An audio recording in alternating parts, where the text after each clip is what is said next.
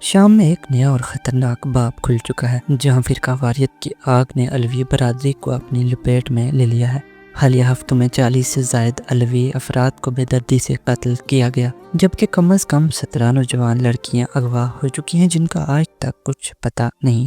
یہ حملے شام کے ساحلی علاقوں سے لے کر اندرون ملک حمص تک پھیل چکے ہیں۔ اگرچہ داعشی حکومت ان واقعات کو انفرادی کارروائیاں قرار دے رہی ہے، لیکن زمینی حقائق اس کے برعکس ہیں۔ قتل، اغوا اور لوٹ مار کا نشانہ وہ عام علوی افراد بن رہے ہیں جن کا سابق صدر بشار الاسد یا اس کی حکومت سے کوئی تعلق نہیں ہے۔ ایک مقامی شہری کے مطابق اس کے محلے میں ایک نوجوان فیکٹری ورکر کو چیک پوسٹ پر صرف اس لیے مار دیا گیا کیونکہ وہ علوی تھا۔ نہ وہ فوج میں تھا، نہ ہی حکومت کا حمایتی۔ وہ محض روزی کمانے والا ایک عام انسان تھا۔ صرف یہی نہیں، 17 سے زائد نوجوان لڑکیاں اغوا کر لی گئیں۔ ان کا کوئی سراغ نہیں، کوئی خبر نہیں، صرف انتظار اور بے بسی ہے۔ جن لڑکیوں کو اغوا کیا گیا ہے ان میں کئی نوعمر ہیں۔ ان کے خاندان آج بھی انصاف کے منتظر ہیں۔ یہ اغوا شدہ لڑکیاں کہاں ہیں، کس حال میں ہیں، کوئی نہیں جانتا۔ انسانی حقوق کی تنظیمیں جیسے سیرین آبزرویٹری فار ہیومن رائٹس اور ایمنسٹی انٹرنیشنل اس بات کی تصدیق کر چکی ہیں کہ مارچ میں ہونے والے قتل عام میں سرکاری فورسز ملوث تھیں، جب ایک ہفتے کے اندر 1700 سے زائد علوی افراد کو مار دیا گیا۔ ستم ظریفی یہ ہے کہ ان واقعات کی تحقیقات کے لیے بنائی گئی کمیٹی کو کئی بار توسیع دی جا چکی ہے۔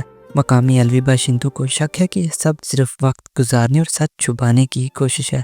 وہ سمجھتے ہیں کہ اصل مجرموں کو بچایا جا رہا ہے۔ شام میں علویوں کی حالت اب نہ صرف غیر یقینی بلکہ نہایت خطرناک ہو چکی ہے۔